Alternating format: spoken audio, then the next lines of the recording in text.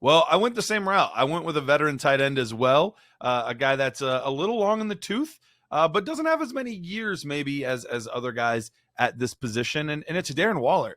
This Darren Waller has been a baller for the majority of his tight end career. Maybe not his wide receiver career, but a majority of his tight end career. Right now in startups, he's going as, he is going as the 110th pick off the board. So you're getting him in the 9th round. You're getting him very late. But when was Darren Waller the best? Because these past few seasons he's been a little banged up, and there have been more options available for the quarterbacks with the Raiders. When was he at his very best? When he was the show. He was the only one in town that could make the big plays, that could be consistently open and available. Well, he moved to a new situation, but it was the exact same situation that he found himself in before. Not a huge name quarterback, but a steady, solid guy that really doesn't have any options to throw to. I know that there's a lot of young, exciting potential players on the New York Giants, but nobody is proven. We haven't seen it consistently out of Robinson because he got hurt. Hyatt's a 3rd-round pick. We'll see what happens here. Isaiah Hodgins flashed, but is that going to be consistent? Darius Slayton, he has 4 or 5 games every year that are awesome, but you can't count on those week in, week out. Jones needs that steady Eddie, that guy that he can go to and be reliable. And I absolutely think that Darren Waller is that guy. In Dynasty right now, the 3 guys that are being taken ahead of him, and look, nothing against these players. I think they're all good players, and I understand why they're going ahead because they're younger and they offer the upside and whatnot. But this is how you can draft from day one a win-now team with guys like Darren Waller, because the tight ends going ahead of him, directly ahead of him, Michael Mayer, Pat Freiermuth, and then Dalton Kincaid. Those are the 3 tight ends going ahead of him.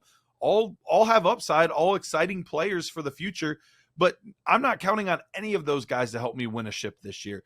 Darren Waller can be one of those players that can help you win it all in year 1. And look, I still think he has another year or 2 under his belt after this season as well. So we'll see how it all plays out, but I really like Darren Waller's value there all the way down at pick 110.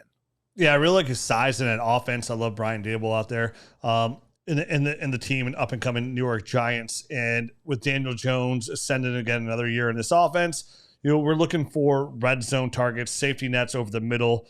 Jalen Hyatt's gonna be a nice deep threat. I don't know how much we're expecting him at year 1, which I wouldn't imagine a ton.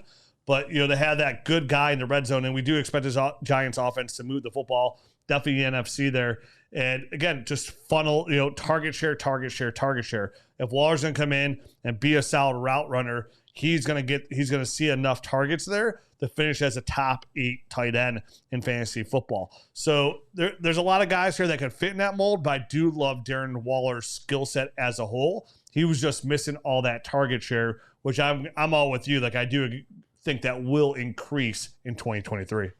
Yeah, and we see it every year. Like, you have a few outliers here and there, but usually the guys that are top 5, top 10 in target share, or total targets, I should say, at least at the tight end position, are all within the top 10. Like, it's truly, of all the positions, this is truly the one where volume really, truly is king. Like, we say it at other positions, and it always helps. It never hurts. But at tight end specifically, the correlation from targets to points is just undeniable almost every single year. So I think that's kind of a layup in that sense of somebody that you can get that late that could still win you a ship. So I get it. You want those younger guys, but these older guys are the ones more or less that are going to win it for you. Yeah, I mean, 500 yards is like the average to be in that top, 7 to 14 range, where you're catching like 45 balls, 500 yards right around there. That's where touchdowns come into effect as well. Touchdowns to be massive. And for a guy like Darren Waller, who's literally in 2020 was tight end 2 overall, averaging 17 points per game, a league winner, essentially. Definitely in tight end premium, is going to be right back in that position and should have way more scoring opportunities this year with the New York Giants. They did with that Las Vegas Raiders last year. So just even that red zone opportunity, because that alone, those touchdowns, the difference between going 4 to 5 touchdowns to 9 or 10 touchdowns literally goes from being tight end 9 to 10, the tight end 4 to 5, which gets you in that top tier, which is league winning tier, because that's what you need, because that's the edge you get where at the tight end position, because everybody else has that guy. You're equals.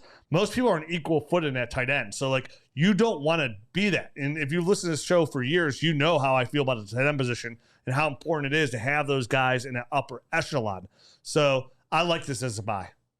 Yeah, Oh, go ahead. No, go ahead.